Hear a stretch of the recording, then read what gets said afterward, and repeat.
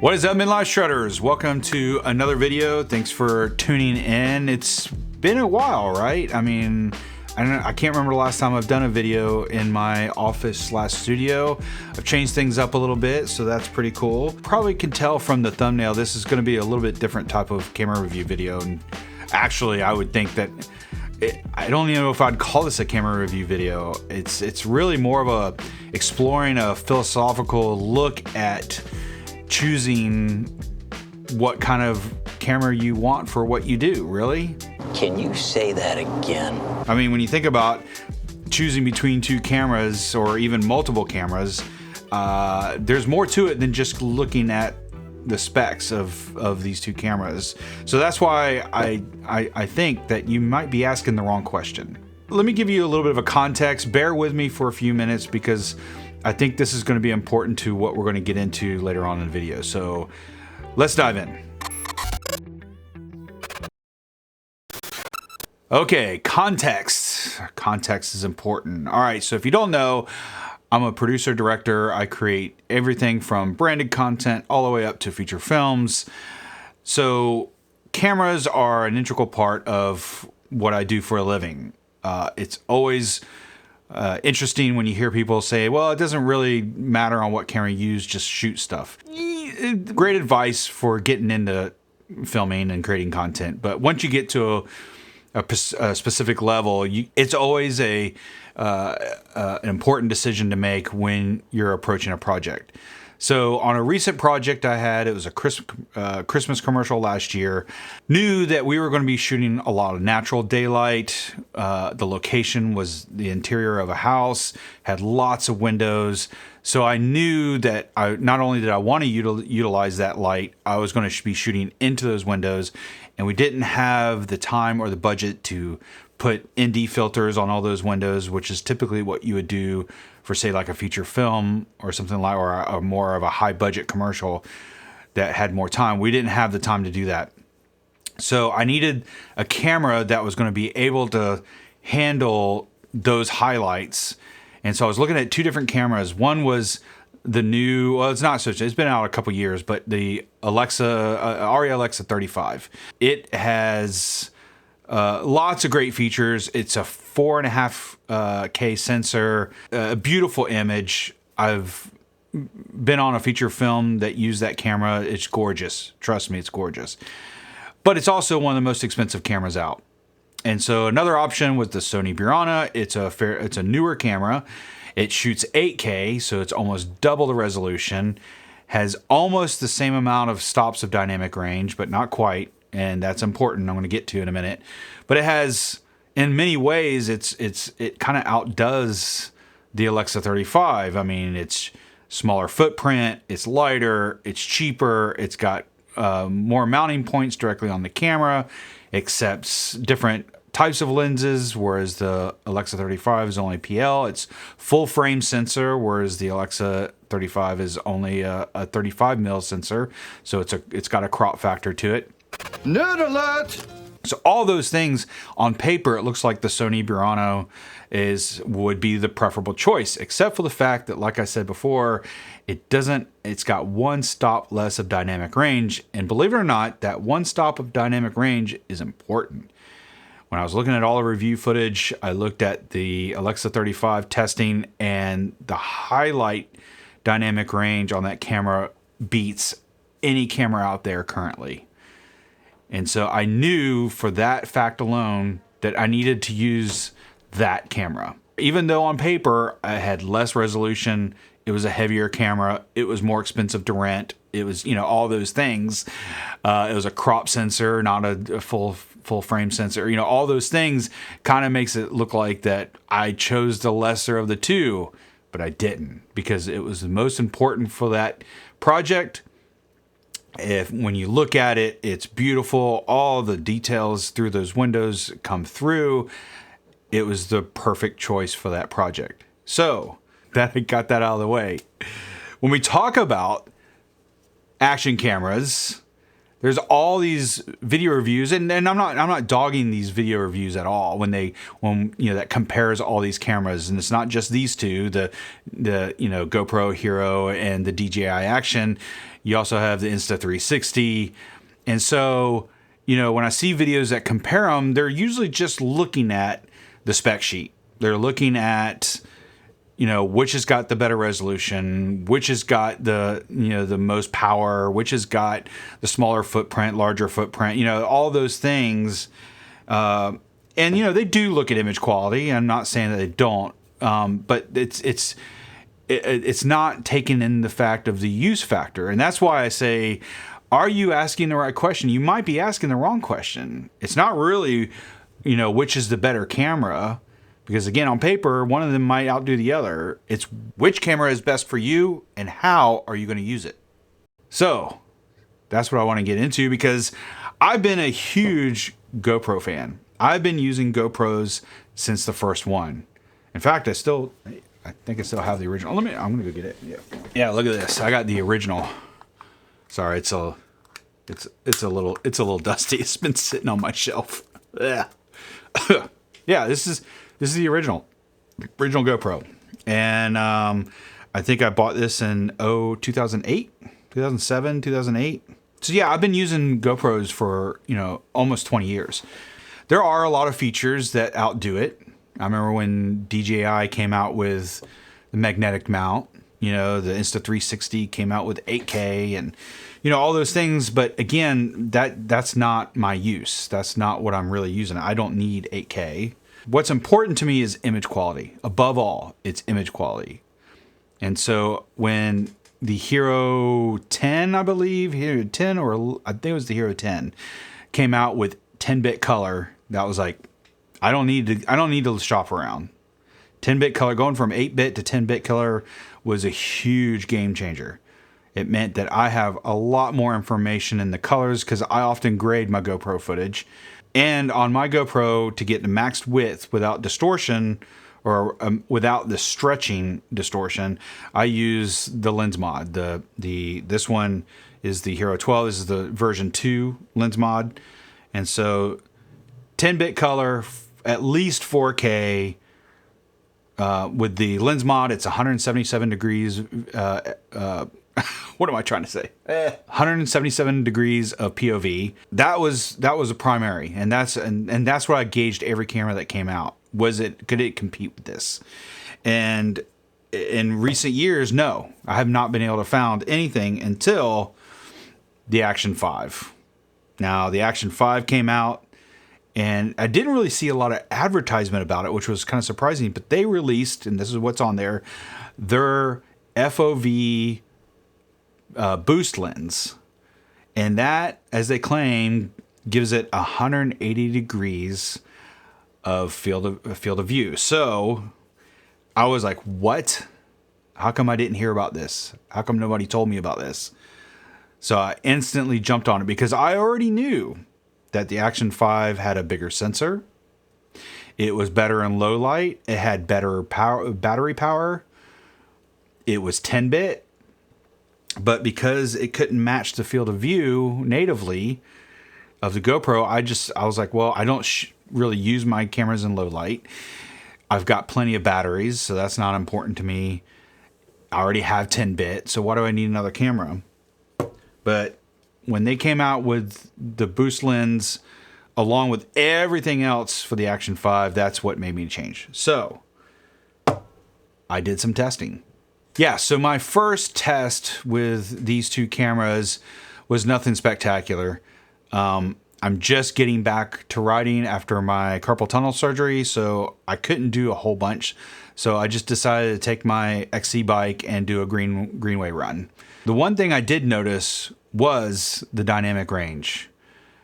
Now, neither camera lists the dynamic range, how many stops of dynamic range it has, but I could tell on the DJI that going through this tunnel that already I wasn't fighting, for the shutter speed. It maintained a good shutter speed, and I could see details in the highlights at the end of the tunnel. Whereas the GoPro, as you can see, doesn't. It falls apart. And even though I don't do a lot of this riding, even though I don't do a lot of low light riding. What I do ride is here in the Southeast. And what does the Southeast have? It has a lot of shadows. It has a lot of light, a lot of shadows.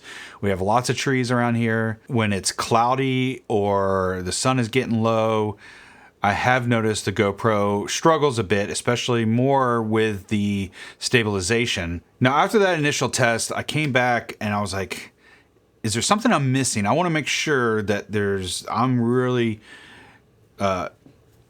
using these cameras and testing them from their baseline. Like, I want to make sure that I'm squeezing everything I can out of each camera and maximizing this image quality. And after I did a little digging, that's when I found out about the GoPro Hero Labs. I heard of Hero Labs, never dove into it. I wasn't sure what that was about. If you've got a GoPro Hero, go to GoPro Labs. I've linked the website into the description. Go check it out. I did a huge deep dive. I could not believe all the things you could do with this firmware. I immediately went to the download page, found my GoPro Hero 12, clicked on the firmware, downloaded it, installed it, and I was blown away by all the things you could do, all the features you could adjust. It just blew my mind. So much so that I did another test. So here we go again, huh? Here we go again. So looking at these two side by side, I mean, they are generating some great video footage. I mean, if I was nitpicking, I would say the Action 5 is still handling those highlights better than the GoPro. But again, I am really nitpicking here. Both these cameras are generating some great looking images. So now I'm faced with, okay, I got both cameras. They both have great image quality, both 10-bit. What does this mean? How am I going to decide? But as much as that did for my Hero, I started to dig in more and find out there were a lot of little things about the the Action 5 that I really liked. First of all, even though I don't like adding bulk. Get in my belly! At least for the Hero 12. I'm not sure about the 13, but the Hero 12 is actually lighter. And that's because let me take this out of the cage. The DJI, the OSMO, the Action 5 is definitely heavier. And that's because it's got internal storage, which actually is pretty dang cool. I really like that. Because on a recent trip, I was down to like 3 minutes left on, and I had a little bit, I wanted to record a little bit more, and all I had to do was switch it over to internal storage, and bam, I've got that. So that's pretty nice, but it is a little heavier. Again, I'm not going to get into the details. This is not a comparison of which features beats out the other one. Tons of other videos, you can look that up. So again, this is just about a use. I primarily use this camera to film my videos. The main camera for being on the bike. I do have the DJI Osmo Pocket 3. This is my off-bike camera that I use. That's how I primarily use it. It's just on me. It's either chin mounted or chest mounted, and it's just for the bike footage. That's all I use it for. I don't really remove it a lot to film any other way. That's what the Pocket Osmo Pocket is for. What I loved about the Hero 12 was that this is all I needed to do. I needed to hold it there. I could shoot vertical. I could shoot wide. Doesn't really matter. It's got those options built in, especially when you shoot with the lens mod. I can have a vertical image. Now, it wasn't really all that wide. You can see here where I did that test comparison back on the Greenway, where I made the Osmo vertical. You can see there's a difference, because that's the one benefit with the Osmo is if I put it in this cage and it's got a side mount, so I can, with the magnetic mount, I just make it sideways, and now I've got vertical video. So if I'm not doing a full episode, I'm just shooting for social media, then I can just turn this sideways, and now I've got a wider field of view in vertical mode for things like, Instagram and stuff. So yes, I have to take it off, but again, with the magnetic mounts, which I actually have for the GoPro too. I've got my own magnetic mount for the GoPro 12. I know the 13, they've installed those, which is really cool. But again, I get more of a wider field of view when I shoot this vertical, turning on its side. So that's a really cool feature. Another cool feature that I liked about the Osmo is that obviously I do audio, and I don't rely on the camera audio. I haven't relied on camera audio for a very long time. Most of my videos that you hear on the trail and everything like that, most of that audio, at least for the last 2.5, maybe even 3 years, I've always recorded separate audio. Oh, this weather is great. Oh, I know. It reminds me of when we were here 2 years ago. It was great weather then too. Yeah. And I've gone through different variations of how I did that, but lately I've been using the DJI mics. This is the version 1 mic, and recently I just got the mic mini, which I love. This is great. If it's just me on a trail, I use this thing constantly because I can automatically link it wirelessly to the Osmo Action 5. I can also link it to my DJI Pocket 3. So the versatility of audio, being able to just put this on, I don't have to wire it to anything. It just automatically connects to the Action 5 is huge. I cannot do that with the Hero, any of the Heroes. I don't think even the Hero 13 either. Now, what I could do, what I did before, is just use the DJI, the regular mic, and it's got onboard recording, which is really nice. I can just record it here, and then in my software, I just sync it up. Not a big deal. But now I've eliminated one more step by being able to just have it all in camera. I don't have to worry about it, which is really cool, really nice. Okay, so a couple other things. One, obviously the battery life. The battery life is much better on the Action 5. Oops, almost dropped it. It's definitely an improvement over the GoPro. I mean, it's almost 1800, 1900 milliamps. Sorry, I'm not a details geek, so I just know it's more. So go look it up. Don't rely on me for these exact numbers, but definitely higher milliamp batteries. It's almost a 1-inch sensor. It's a 1/1.3, I believe, inch sensor. So almost a 1-inch sensor. So it does a lot better in low light, whereas the GoPro is a 1/1.9. I believe that's the way it is for the 13 as well. That did not change. Sorry, I got it upside down. That did not change. So larger in sensor size means better low light performance.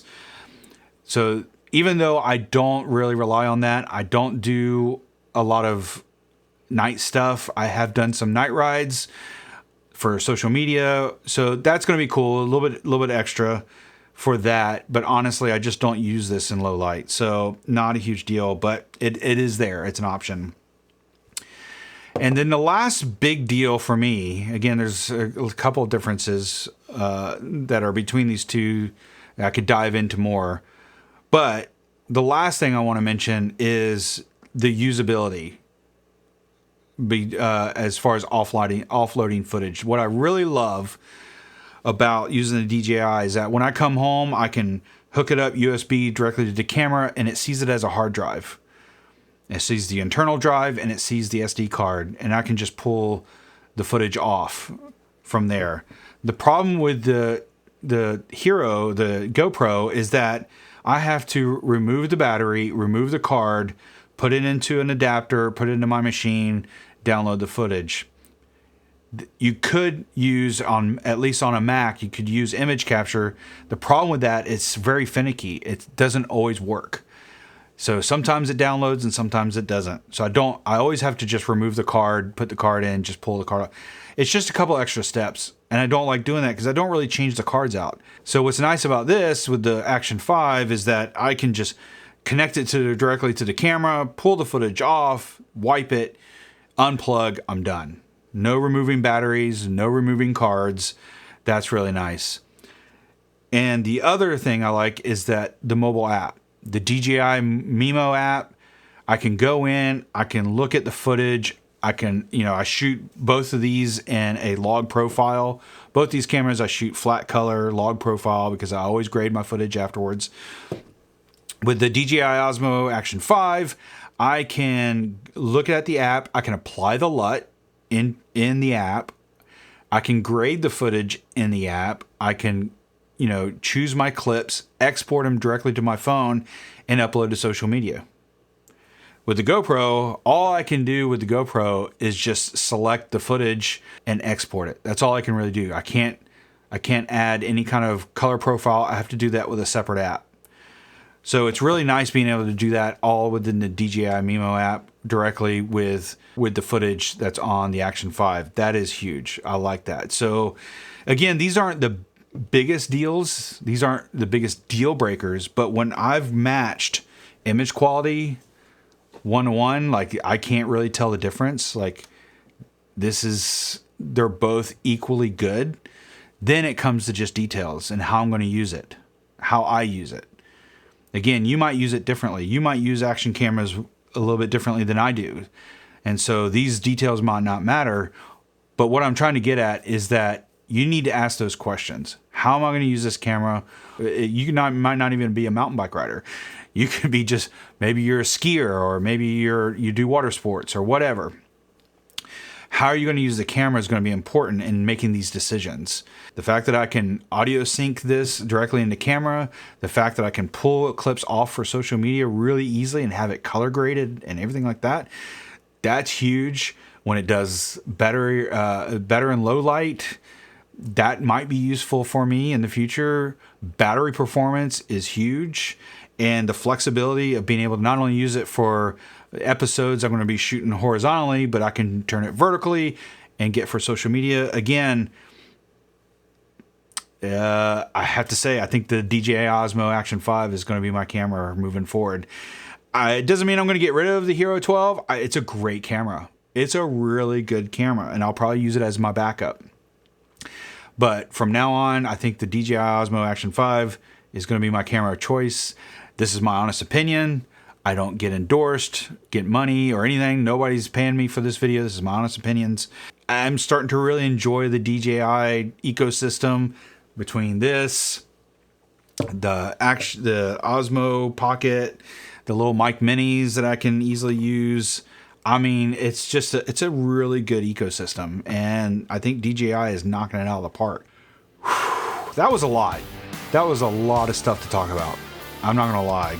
And if you've gotten this far, I really appreciate you sticking around. If you got something out of this video, man, I would love it if you hit that like button. If you're not a subscriber, I would love it if you hit that subscribe button. There's going to be more videos. There's going to be more stuff to do, more stuff to see. There are going to be trail videos coming up, I promise. I'm getting slowly better with the recovery on the carpal tunnel, so I've been just now getting into riding. Went to my first bike park at post-surgery, Jared's bike park. Not my first time there, just the first time going after my surgery. And had a lot of fun. Didn't get too crazy, but yeah, it was a good way to see where I'm at in the recovery stage. So yeah, lots of stuff coming up. So I also just opened up memberships. So if you want to become a member and further support this channel, there's that option. So yeah, guys, thanks for sticking around. Let me know if you have any questions in the comments. Would love to hear from you. How do you use your GoPro, your Action 5, your action camera? Everybody, we tend to just default to GoPros, but how do you use your action camera? Let me know what's important to you. I would love to hear from you and what camera of choice you're using. And let's learn together, because that's what this is about. We're all learning together. And yeah, greatly appreciate you. As always, live, learn, and send. It is never too late to start. We'll see you guys on the next video. Cheers.